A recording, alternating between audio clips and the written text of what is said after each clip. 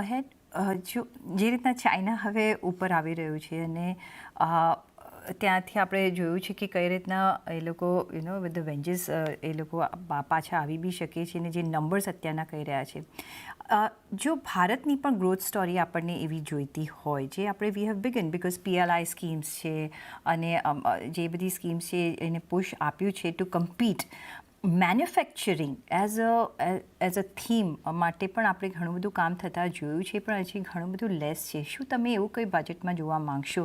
અને સાથે જ મેન્યુફેક્ચરિંગ થીમને જો આગળ તમે જતાં જોઈ રહ્યા છો તો કોઈ એવા એવન્યુઝ છે જેમાં તમે ઇન્વેસ્ટ કરી રહ્યા છો અત્યારના? See, I think manufacturing theme from a longer term perspective ખૂબ જ પોટેન્શિયલ ધરાવે છે.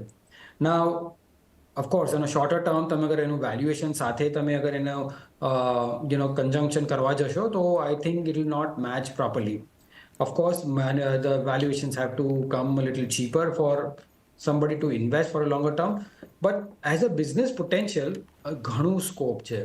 અને જ્યારે મેં તમને પહેલાં કહ્યું કે ઓવરઓલ પાઈને ઇન્ક્રીઝ કરવાની છે with lot of granular growth, એનો મતલબ એ છે કે આપણે રૂલ્સ રેગ્યુલેશન્સ એને એકલા ઇઝ કરીએ કે એક નાનો એન્ટરપ્રિનર પણ without that burden of regulations can start prospering the business. So જેટલું વધારે ગ્રેન્યુલર આપણે કરશું એટલું strong base from a growth perspective મળશે. અને ખાસ કરીને મેન્યુફેક્ચરિંગમાં પ્યોરલી બિકોઝ એક વોઇડ છે ગ્લોબલ સ્પેસમાં જ્યાં ચાઇનાનું ઓલ્ટરનેટિવ હરેક કંપની હરેક કન્ટ્રી જોઈ રહી છે.